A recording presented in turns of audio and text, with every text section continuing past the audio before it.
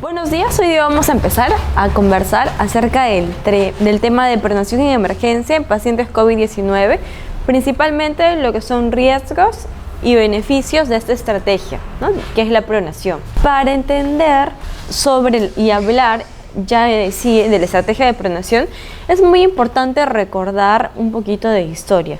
Y dentro de esto, la pronación está muy ligada a lo que es el ARDS, ¿no? Entonces, aproximadamente en 1967, Lancet estudia a los pacientes que él veía y se hizo la pregunta: ¿por qué mi paciente fallece?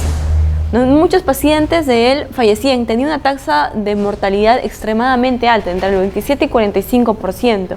Y se dio cuenta que aquellos pacientes que tenían traumatismos tóraco-abdominales, que tenían pancreatitis severas y otros que tenían infecciones virales o infecciones EAD, que al final se comportaron como unas neumonías virales, fallecían. Entonces él empieza a estudiar a estos pacientes. Y ya del 1967 al 2014 se da cuenta de la patología del ARDS, ¿no? Y empieza a hacer un estudio comparativo del 67 al 2014, donde empiezan a evidenciar múltiples patologías que me llevaban a esta condición de ARDS, ¿no? De neumonías muy severas asociadas a alto porcentaje de mortalidad. Si nos damos cuenta, de 1967 al 2014, pues hay bastante tiempo, ¿no? Y dentro de todo ese tiempo se hicieron múltiples estudios y dentro de ellos también se estudió la estrategia de pronación, que es nuestro tema de hoy, ¿no? Entonces, un poquito para entrar en el tema y el contexto del ARDS y por qué el ARDS en nuestros pacientes con COVID, porque dentro de lo que es la fisiopatología, que es uno de los temas que también vemos aquí a lo largo del desarrollo de todo este curso, nos damos cuenta de que tienen un comportamiento similar fisiopatológico, ¿no? Y es por eso, y es muy importante ver el origen y asimismo los estudios asociados. Y recordar que no solamente a partir del 2019-20, a raíz de esta pandemia, es de que se está viendo este tipo de pacientes y recién se está usando esta estrategia de pronación. No, ya a raíz de más o menos del 2001 ya se está hablando de estrategias de pronación por Gattignoni, el cual hizo 2 estudios en el 2001 y 2004 acerca de la pronación, ¿no? Hicieron varios, también en el 2006, 2008, 2009 y uno de los más con significancia estadística fue el de Gehring en el 2013, donde lanza el estudio PROSEVA. Ahora, es muy importante recordar todos estos estudios porque de aquí sacamos el manejo en nuestros pacientes, ¿no? ¿Cómo así? Hablamos acerca de duración durante la pronación, hablamos acerca de protocolo de pronación, uso de relajantes musculares y todo esto asociado a índices de mortalidad. Y nos damos cuenta que desde el 2001 al 2013 el único estudio significativo fue el de Gehring, el PROSEVA, y se diferencia de todos por cosas muy puntuales. Usó bloqueantes neuromusculares, se usó una ventilación mecánica protectiva y la duración fue con un gol de 16 horas por pronación, ¿no? Y nos damos cuenta que la mortalidad de 62.5% bajó a 16%, ¿no? Eso es algo muy importante de recalcar y de reconocer para tener en cuenta en el momento de pronar al paciente. Entonces aquí este es un resumen más de todos los estudios de pronación con su significancia estadística. Nos vemos justo en lo que comentamos, cómo disminuyó la mortalidad y cómo es el único estudio a lo largo de la historia a partir del 2000 que tiene significancia estadística. Ahora, no nos vayamos un poquito a la rama, centrémonos en lo que es el tema, que es acerca de los beneficios y los riesgos de esta estrategia que es la pronación. Y partimos del ARDS porque para pensar como Lancet hace muchos años atrás, en 1967, y pensar por qué mi paciente se muere, llegar a un contexto de que la mayoría era por esa patología, ARDS, dentro de toda su fisiopatología, tenemos muchas estrategias. Y dentro de estas estrategias, ¿cuál es la finalidad? La finalidad es de que mi paciente no se muera. Y es aquí que yo les presento cuáles son los beneficios de la pronación que va a hacer de que mi paciente disminuya su tasa de mortalidad, ¿no? Entonces, empecemos un poquito a hablar acerca de la fisiopatología del paciente pronado. Y para hablar de la fisiopatología del paciente pronado tenemos que recordar dos cosas muy importantes: las zonas de West y el efecto gravedad. Las zonas de West, recordarnos, zona 1, que es la más superior en un paciente que está en bipedestación, zona 1, zona 2 y zona 3. Zona 1 son las más altas, ¿no? Y acá podemos recordar, si este es mi pulmoncito, tenemos zona 1, zona 2 y zona 3. La 1 se caracteriza porque tiene bastante oxigenación y disminuye la perfusión. La 2 tiene tanto oxigenación como perfusión y la 3 tiene mayor perfusión y menor oxigenación. Y eso es muy importante entenderlo. Si este es en un paciente en bipedestación, pero si yo a mi paciente lo pongo en decúbito prono, tengo estas áreas, ¿no? Y nos damos cuenta, zona 1, zona 2 y zona 3. Este es un paciente que está en posición supina y es un pulmón normal. Y este ya es un pulmón con ARTS. Entonces, cada circulito va a representar a un alveolo. Si bien vemos que aquí en un pulmón normal, en un paciente en posición supina, los alvéolos superiores están bien distendidos.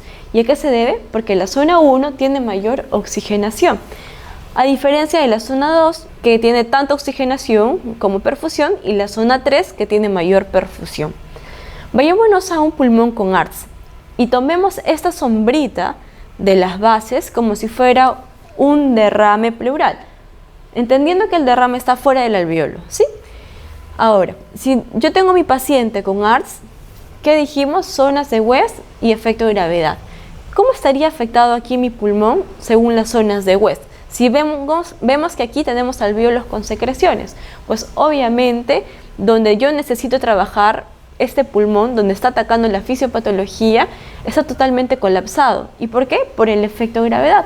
No tengo mucha oxigenación y aparte el corazón pesa, cae sobre los lóbulos posteriores, inferoposteriores, y por efecto de gravedad se colapsan fisiológicamente. ¿Qué pasa si es que yo prono a mi paciente? En un paciente, en una persona que no tiene ninguna patología, nos damos cuenta que vive un efecto de homogenización alveolar.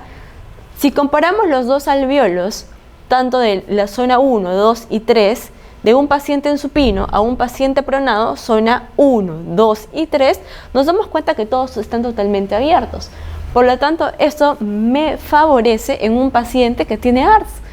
Yo lo voy a pronar, voy a homogenizar estos alvéolos, su apertura alveolar, importante, y el efecto de gravedad se va a anular porque el corazón va a descansar en parrilla costal y también en lo que es el esternón. Se anula ese efecto de gravedad, tengo una homogeneación alveolar, una apertura alveolar general, llamado también reclutamiento alveolar fisiológico, y eso va a favorecer de que tanto si es que mi paciente está con asistencia ventilatoria o no, mejore lo que es la oxigenación. Nos vamos aquí a observar las imágenes tomográficas del mismo paciente. Lo hemos visto en figuritas y ahora lo vemos en imágenes tomográficas. Estas son las imágenes en supino. Y aquí hay algo muy importante que yo quiero que tomen en cuenta, que se está resaltando aquí: el volumen residual sano. No todo lo que vemos pulmón sano. En este paciente está con su patología, ¿no? Y si nos damos cuenta, este paciente, esta bibliografía, esta imagen yo la traje a propósito porque es del 2012. Y si nos tallamos a toda esta pandemia del COVID-19, les hago la pregunta: ¿es una tomografía que tiene un compromiso parecido o no? ¿No? Entonces nos damos cuenta de que ya veníamos tratando a estos pacientes y que algunas estrategias también ya las teníamos aprendidas y a la mano. Y una estrategia tan simple como pronar, pues nos ayuda bastante a mejorar el paciente. Y más que todo estamos viendo estadísticamente que va a disminuir la mortalidad de todos estos casos que yo estoy tratando. Entonces nos vamos a la imagen de la tomografía y los invito a ver el volumen residual sano. Aquí tenemos un 38.7% de volumen residual sano, más menos 1.3%. ¿Qué pasa si es que yo prono a mi paciente? Y vemos que hay efecto masa, también tenemos efusión pleural. Este volumen residual sano de 38.7 aumenta a 56.9, más menos 5%, ¿no? Y no solamente es el efecto de gravedad, y no solamente son las zonas de West y poder entenderlos, sino también que el hecho de pronar a mi paciente, si nos damos cuenta en la tomografía y la comparamos, en el prono la forma del tórax y del pulmón se modifica y por lo tanto va a aumentarme la masa pulmonar en zonas independientes. Y una vez más hablamos de las aperturas alveolares. Y muy importante, el hecho de que el corazón descanse en esternón y en parrilla costal va a hacer de que este efecto no afecte a mi ventrículo derecho. Y eso va a favorecer también al paciente. Ahora, hablemos de la relación BQ. En esta imagen yo les invito a valorarla por dos partes muy importantes. La primera, esta curvita, que es la presión pleural, ¿no? Y esta es otra curvita que me habla acerca de la relación BQ, ¿no? B de ventilación, Q de perfusión, recordando nuestras zonas de West. ¿Ok? Entonces acá tenemos un paciente en supino y asimismo nos damos cuenta y miramos acerca de todos los alvéolos ya colapsados por la patología, por el efecto gravedad. ¿Ok? Y no solamente el efecto gravedad juega con el peso del corazón. Recordar también de que tenemos una presión intraabdominal y esta presión intraabdominal también va a favorecer al colapso y a la disminución de la posibilidad de que mis alvéolos que están en esta zona puedan aperturarse. Entonces un paciente con ARTS en supino es justamente esta zona la que sufre, teniendo una presión de apertura alveolar bastante alta para poder romperla y puedan ser oxigenados. ¿Qué pasa si es que yo prono a mi paciente? Nos damos cuenta cómo se hace más corta esta presión pleural. La presión de apertura alveolar también es menor. Y lo más importante, voy a uniformizar mi perfusión a nivel de todo el pulmón y voy a hacer de que el área que necesitaba ventilar más, pues va a estar abierta y se va a ventilar más, ¿no? Y es algo muy importante también recordar de que el corazón descansa y la zona afectada va a ser menor a la que mi paciente tenía afectada en supino, ¿no? Y las zonas céntricas me van a representar el equilibrio BQ. Siguiendo con la relación BQ, ¿no? Nos damos cuenta de que mi paciente de supino, esta BQ va a estar disminuida, a diferencia de mi paciente en prono, que esta BQ se va a equiparar a 1, que es lo ideal. ¿Ok? Asimismo, les traigo esta lámina para poder ver un poquito más allá de la tomografía, verlo más a lo que es a nivel de intercambio gaseoso, ver a lo que es a nivel alveolar, ver a lo que es en dónde me aumenta el shunt, en dónde se disminuye el shunt y por lo tanto en dónde disminuye, en dónde aumenta la compliance de mi pulmón. Entonces nos damos cuenta que en un paciente en supino vamos a tener presión intraabdominal en contra, efecto de gravedad de corazón en contra y toda la parte afectada va a estar con una disminución en el intercambio gaseoso, por lo tanto me va a llevar a un estado de mayor hipoxemia.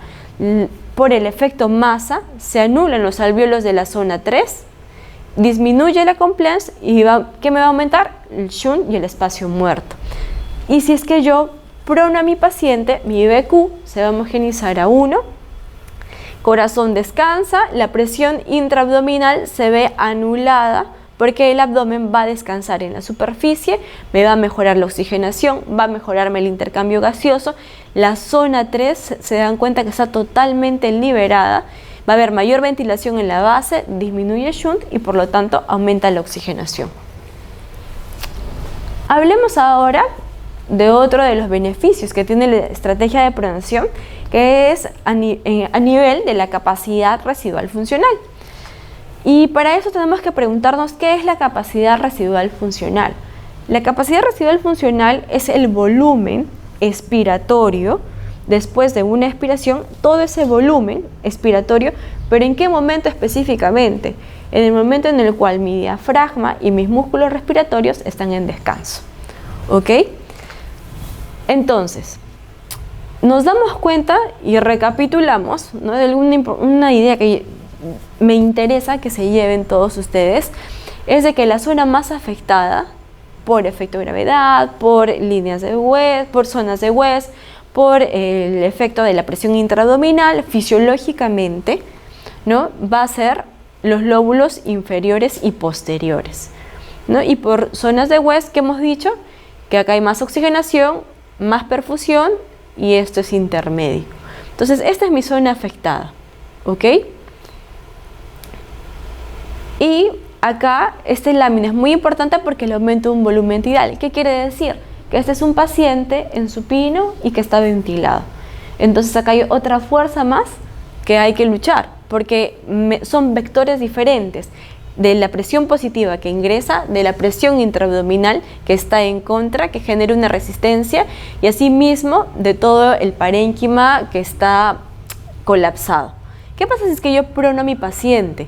Homogenizo la parte alveolar, mi capacidad residual funcional va a aumentar y asimismo voy a homogenizar estos dos vectores de presión intraabdominal y también de presión positiva por ventilación mecánica, ¿no? Entonces, al final, la distribución del volumen tidal y del volumen alveolar, como se dan cuenta, van a ser mucho más uniformes. Voy a tener alvéolos más abiertos al inicio de cada respiración y eso va a favorecer también al paciente.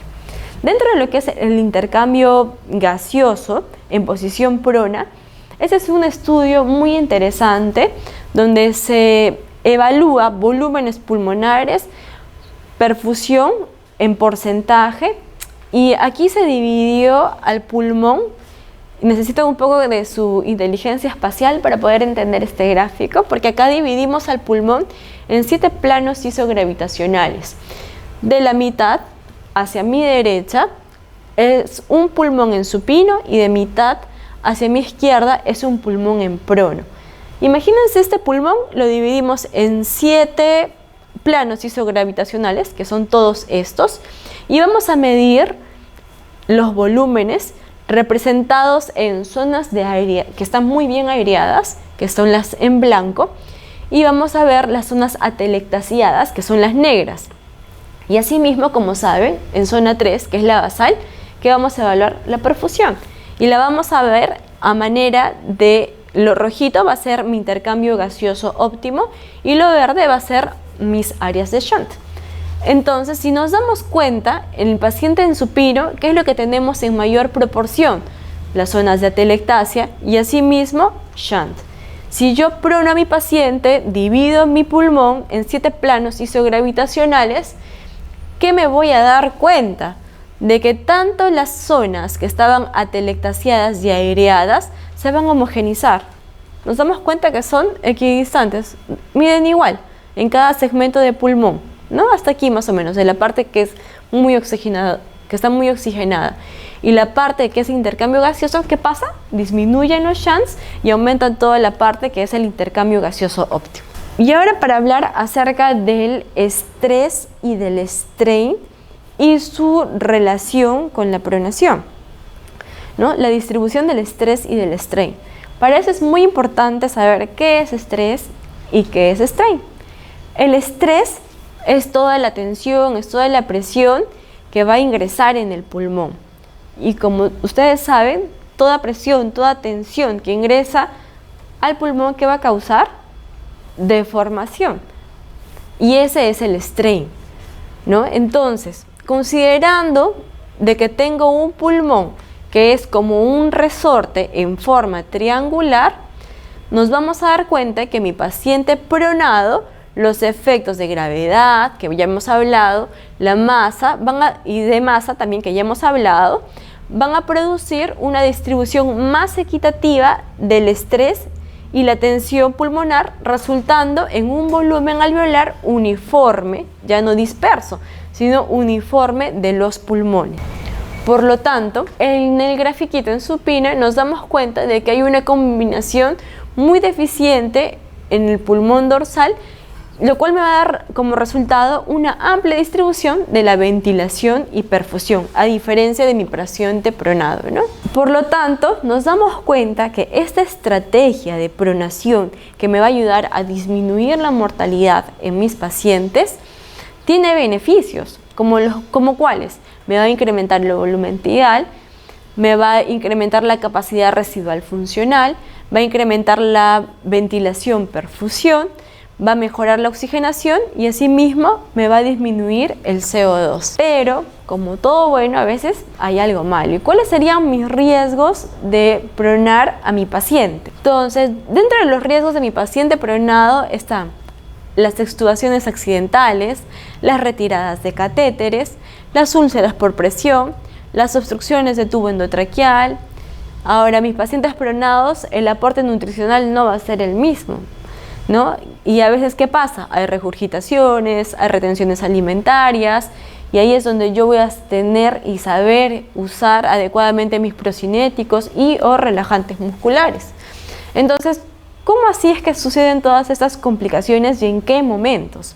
Entonces, tenemos que tener en cuenta que tenemos dos momentos muy importantes en los cuales mi paciente pronado sufre estas complicaciones. Una de ellas son relacionadas al proceso de giro. El proceso de giro es cuando mi paciente decidimos aplicar la estrategia de pronación y con un equipo capacitado decidimos pronar al paciente. ¿Y qué es lo que pasa y cuáles son las complicaciones muy relacionadas a este procedimiento a este proceso de giro?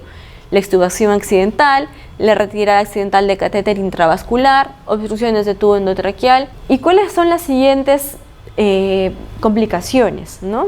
¿De dónde vienen las escaras que tanto me hablan? Pues vienen del periodo de estancia de mi paciente en decúbito prono, ¿no? Mientras más prolongado esté mi paciente en esa posición, lamentablemente nos vamos a encontrar con úlceras de presión a nivel de orejas, pómulos, zonas que van a estar en contacto directo con la superficie, ¿no? Mentón, dorso del pie, párpados, abdomen, genitales, cintura escapular, ¿no? Y en el tórax a nivel de la zona mamaria. Asimismo, hay edema facial, edema conjuntival.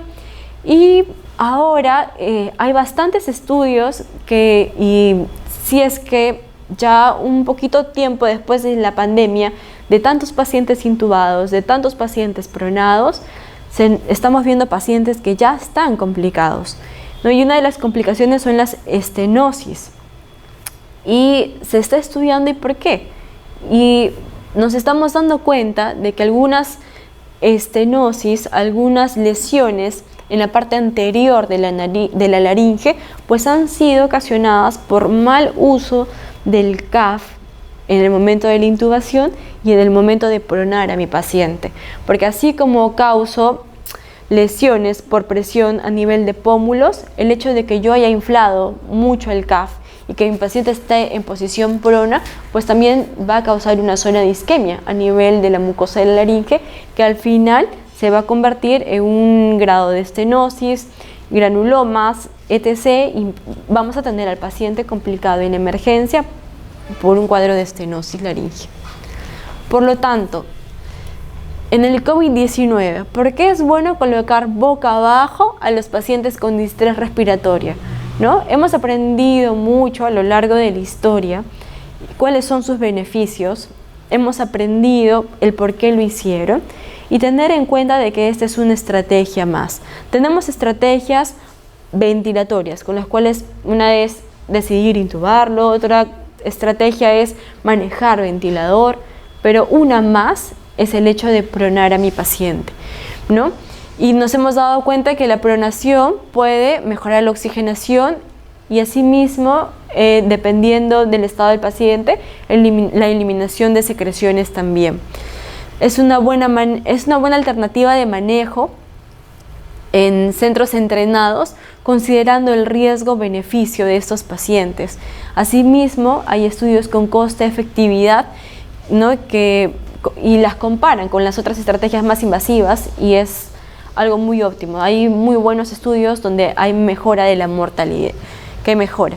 En pacientes con síndrome de distrés respiratorio, especialmente el severo, la pronación puede reducir la mortalidad en un 25% en comparación con la supinación, ¿no? Y bueno, muy importante recordar los riesgos. Va a aumentar úlceras de presión, pérdidas de CVC, pérdidas de TOT, hasta cánulas traqueales. Eso sería todo. Gracias.